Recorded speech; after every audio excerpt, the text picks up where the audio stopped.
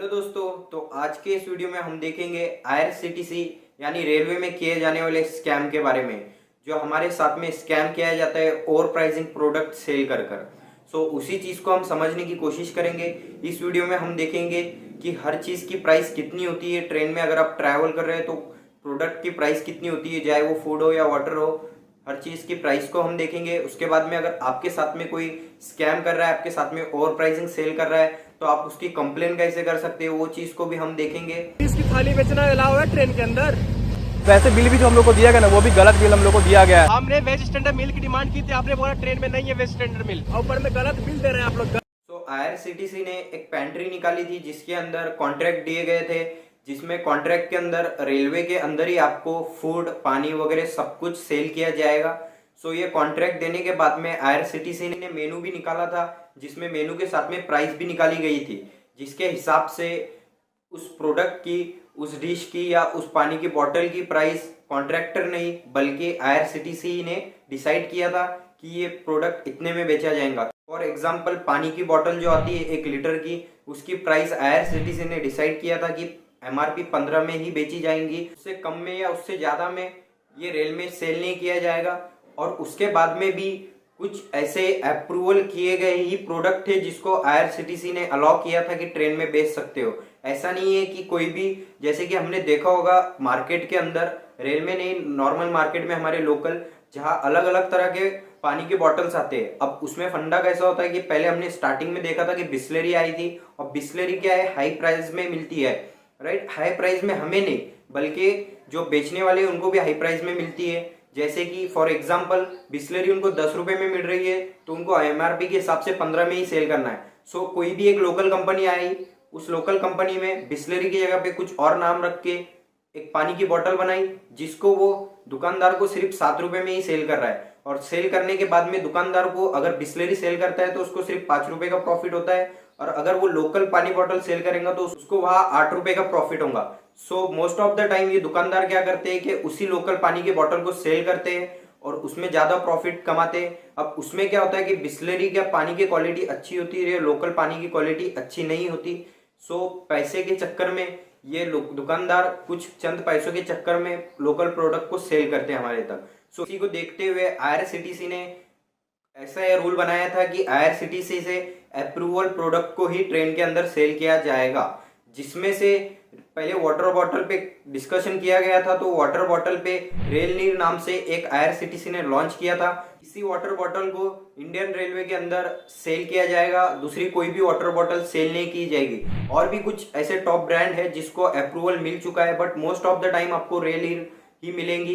इसके साथ में आपके साथ में क्या स्कैम किया जाता है, जैसे लोकल मार्केट में हमें लोकल वाटर बॉटल्स मिल रहे थे, सेम लोकल आपको इस ट्रेन में भी सेल किया जाएगा, जिसमें आपको लोकल वाटर दिया जाएगा। कितनी बार सुबह से बोले आपको हम रेल के लिए, आप क्या बोले लोकल पानी पीजिए बढ़िया रहेगा, बोले थे कि नहीं बोले थे? अब इसमें क्या होगा, उनको ज्यादा प्रॉफिट मिलेगा जो लोकल वाटर बॉटल वो सेल करेंगे।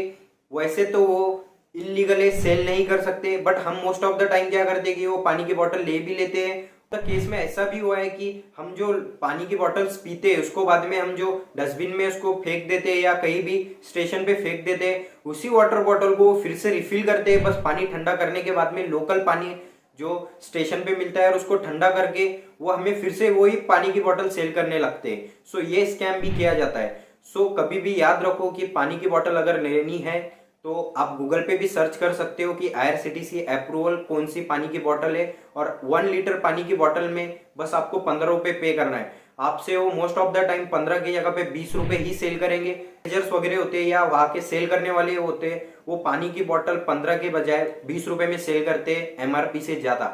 अब इसमें मैं आपको बताऊंगा कि एक 2022 में केस भी हुआ था सेम, जिसको 5 रुपए एक्स्ट्रा में सेल किया गया था। तो उसने जब कंप्लेन किया तो उसके साथ में क्या हुआ, ये चीज को हम आगे देखेंगे। फर्स्ट अभी हम मेनू की बात करते हैं और स्कैम की बात करते हैं, और कौन से स्कैम आपके साथ में किए जाते हैं। अब ये होगी पानी की बात। आगे आपको फूड पेंट्री में फूड्स भी मिलते हैं, जैसे कि वेज थाली हो गया, वेज बिरयानी हो गया, या नॉनवेज थाली हो गया, नॉनवेज बिरयानी हो गया, या एक थाली एक बिरयानी। अब हर चीज की प्राइस फिक्स करके रखी हुई है।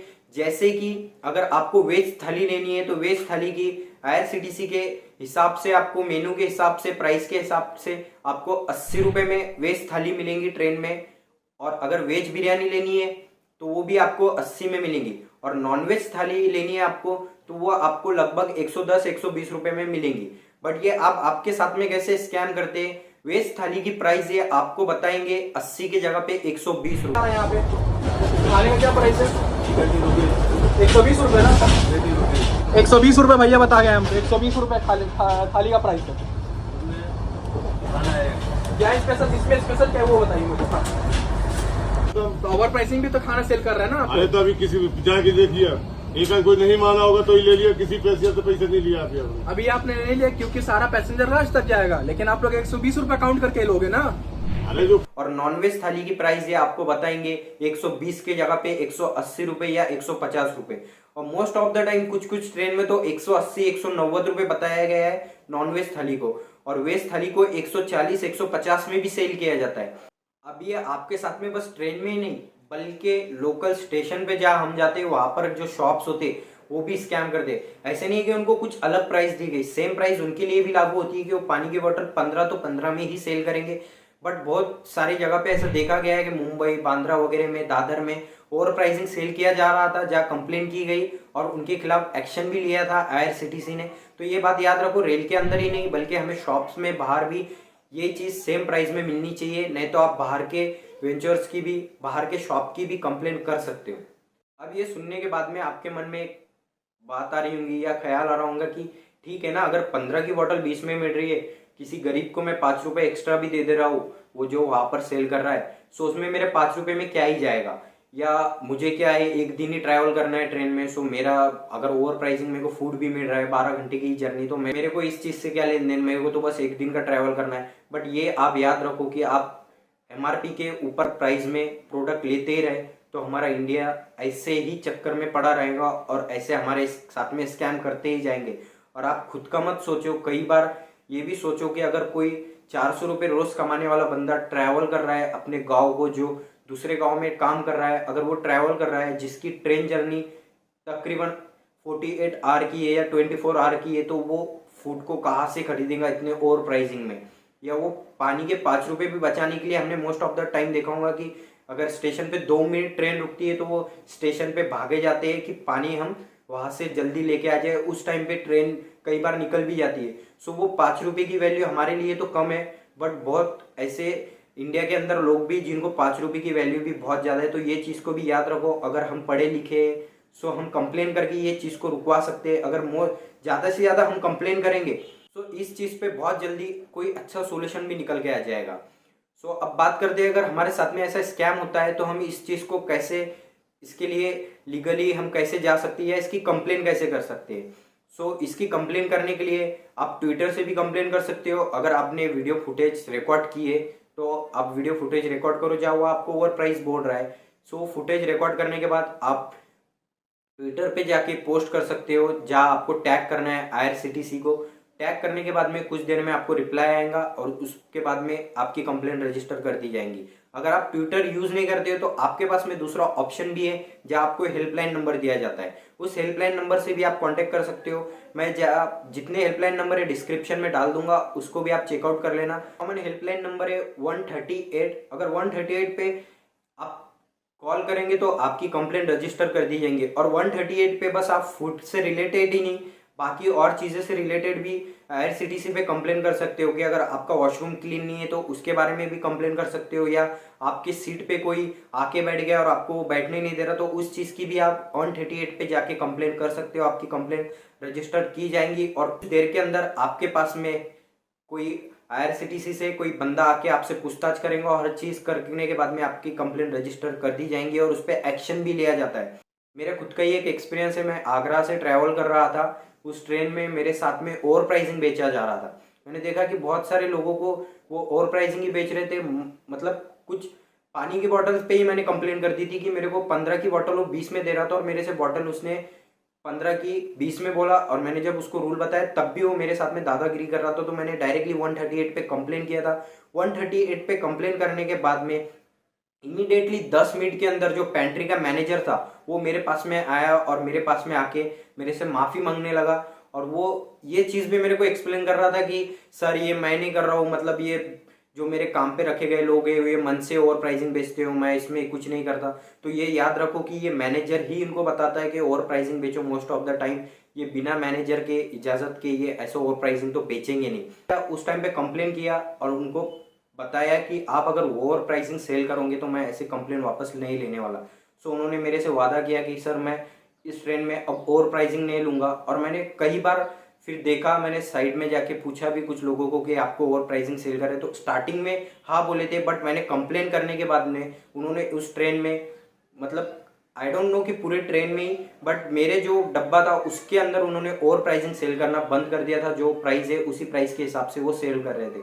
सो आप 138 पे जाके कंप्लेन कर सकते हो, जहाँ आपकी कंप्लेन रजिस्टर होंगी और मैनेजर आपको खुद मिलने आएंगे और आपसे माफ़ी मांगेगा और आपकी जो ओवर प्राइसिंग आपसे लिया गया था वो भी आपको वापस करेगा। एक सेम केस हुआ था, लखनऊ से चंडीगढ़ जा रही ट्रेन में एक बंदा ट्रैवल कर रहा था, उसको ओवर प्राइसिंग बेचा गया पानी की बोतल। सो उसने उसकी रिकॉर्डिंग की और रिकॉर्डिंग करने के बाद में IRCTC को टैग करते हुए ट्विटर पे पोस्ट किया था। सो पोस्ट करने के बाद में जो कॉन्ट्रैक्टर नाम था चंद्रा माउली मिश्रा, जो उत्तर प्रदेश का रहने वाला था, उसके खिलाफ कंप्लेन रजिस्टर की गई और उसको 1 लाख रुपए का फाइन भी किया गया, जहाँ उसको आगे चल के 1 लाख रुपए फाइन भरना पड़ा, सिर्फ 5 रुपए ओवर प्राइसिंग बेच रहा था। अब आपको लग रहा होगा कि सिर्फ 5 रुपए के लिए उसको 1 लाख रुपए का फाइन किया गया, बट ऐसा नहीं है। ये बंदे से ही उसने बस 5 रुपए एक्स्ट्रा नहीं लिए, बाकी पूरी ट्रेन के अंदर उसने हर एक ट्रैवल करने वाले से 5 रुपए एक्स्ट्रा लिए, सिर्फ वाटर बॉटल पे। खाने पे तो अलग, जो हमने पीछे देखा कि खाने पे ये कितना ज़्यादा ओवर प्राइसिंग करते।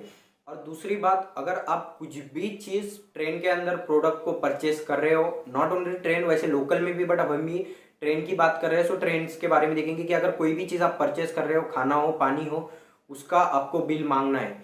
बिल मांगेंगे तो बिल पे आपको अमाउंट भी लिखा हुआ दिखेगा, जिसके अंदर अगर आप वेज मील लेते हो, वेज थाली, तो वेज थाली की आपके 80 रुपये दिखाई देगा।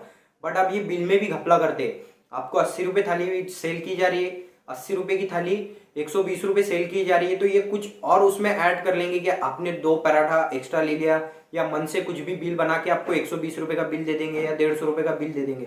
तो याद रखो कि आपने जो परचेज किया है वही बिल में मेंशन है या नहीं, वो भी चेक करो कि सही से वही चीज़ को मेंशन किया गया है या कोई एक्स्ट्रा चीज़ को मेंशन करके 120 का बिल दे दिया। सो ये चीज़ भी ध्यान रखो। और अगर कोई आपको बिल नहीं दे रहा है ट्रेन के अंदर, सो IRCTC के एक रूल के हिसाब से अगर आपको बिल नहीं मिलता है तो आपको फूड की या उस प्रोडक्ट के अमाउंट देने की ज़रूरत नहीं है। No bill no payment. So ये चीज़ को भी याद रखो कि अगर आपको वो बिल नहीं दे रहे तो आप उनके खिलाफ एक्शन ले सकते हो और उनको कह सकते हो मुझे बिल नहीं दोगे तो मैं आपके पेमेंट भी पेड नहीं करूँगा।